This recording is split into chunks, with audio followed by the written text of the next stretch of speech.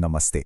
कभी ऐसा हुआ है कि किसी बड़े बुजुर्ग ने कुछ करने से मना किया हो और हमने सोचा अरे क्या ही हो जाएगा, और बाद में उसका बहुत पछतावा हुआ हो। आज की कहानी कुछ ऐसी ही है। ये प्रशांत नाम के एक शख्स की सच्ची कहानी है। एक ऐसी कहानी जो हमें सोचने पर मजबूर कर देगी कि कुछ चेतावनियों को कभी भी नजरअंदाज नहीं करना चाहिए। हर कहानी की एक शुरुआत होती है ना? प्रशांत की कहानी की शुरुआत होती है एक पुरानी कहावत से, एक ऐसी बात जो उनके दादाजी हमेशा कहते थे। ये सिर्फ एक ख्याल नहीं था, बल्कि एक ऐसी खौफनाक हकीकत थी जो बहुत जल्द उनकी जिंदगी में दस्तक देने वाली थी। उस भयानक रात से पहले प्रशांत की जिंदगी में सब कुछ बिल्कुल परफेक्ट चल रहा था। वो जिससे प्यार करते थे, उससे शादी करने वाले थे। सब कुछ अपनी जगह पर था, या शायद सिर्फ ऐसा लग रहा था।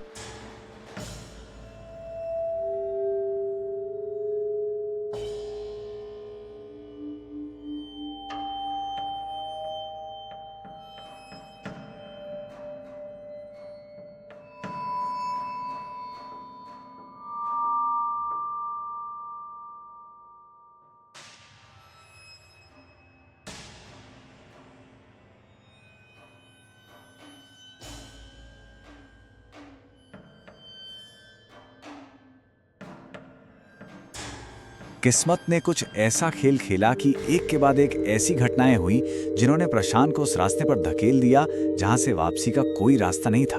सोचिए, देर रात तक पार्टी चली, फिर जिस बस से ट्रेन पकड़नी थी वो खराब हो गई, और एक अजनबी ने भी आधे रास्ते में ही छोड़ा। अचानक से वो जंगल का रास्ता जिस पर जाने की सख्त मनाही थी, अब अकेला रास्ता नजर आ रहा था। कभी कभी जिंदगी के सबसे गलत फैसले ही उस वक्त सबसे सही लगते हैं ना? उस घने अंधेरे में, उस सुनसान रास्ते पर वो अकेले नहीं थे।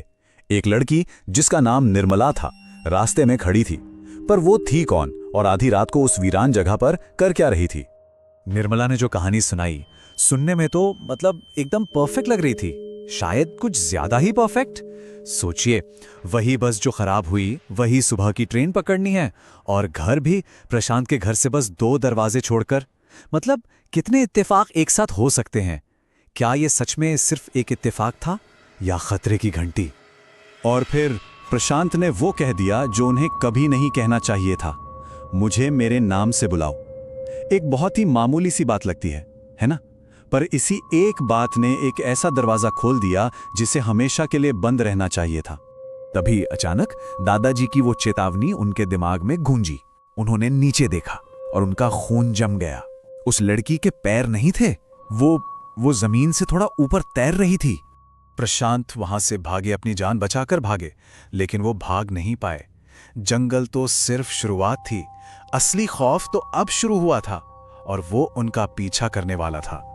एक चमत्कार ने उस रात प्रशांत को बचा तो लिया, लेकिन वो आत्मा एक वादा करके गई, मैं तुझे नहीं छोड़ूंगी, मैं तुझे अपने साथ ले जाने के लिए वापस आऊंगी। और ये एक ऐसा वादा था जिसे वो हर हाल में निभाने वाली थी, और वो हर जगह थी, ऑफिस में, घर के अंदर, यहां तक कि जिम के आईने में। प्रशांत उससे भाग नहीं सकते थे। वो साया उनका पीछा कर रहा था, और वो हर पल और करीब आता जा रहा था।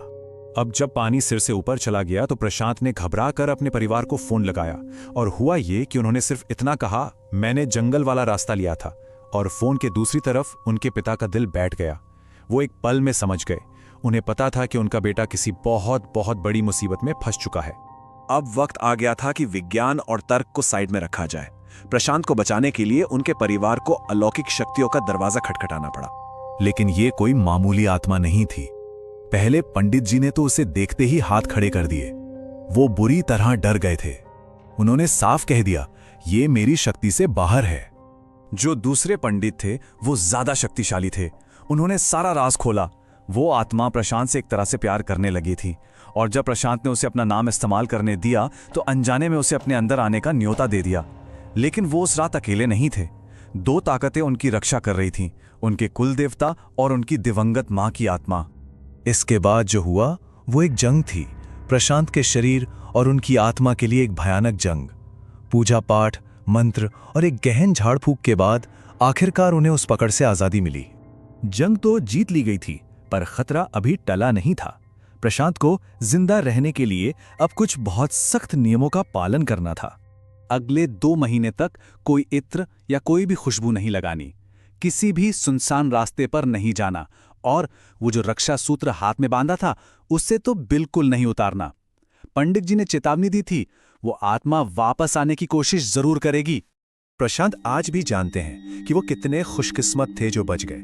वो खुद कहते हैं, अगर मेरे परिवार ने सही समय पर मदद ना की होती तो मैं आज यहाँ नहीं होता। तो प्रशांत की ये खौफनाक कहानी हमें क्या सिखाती है? शायद यही कि हमारे बड़े बुजुर्ग जो कहते हैं उसके पीछे कोई ना कोई वजह जरूर होती है। उनका तजुर्बा, उनका ज्ञान, उसकी इज्जत करनी चाहिए। तो आखिर में बस एक सवाल रह जाता है ना?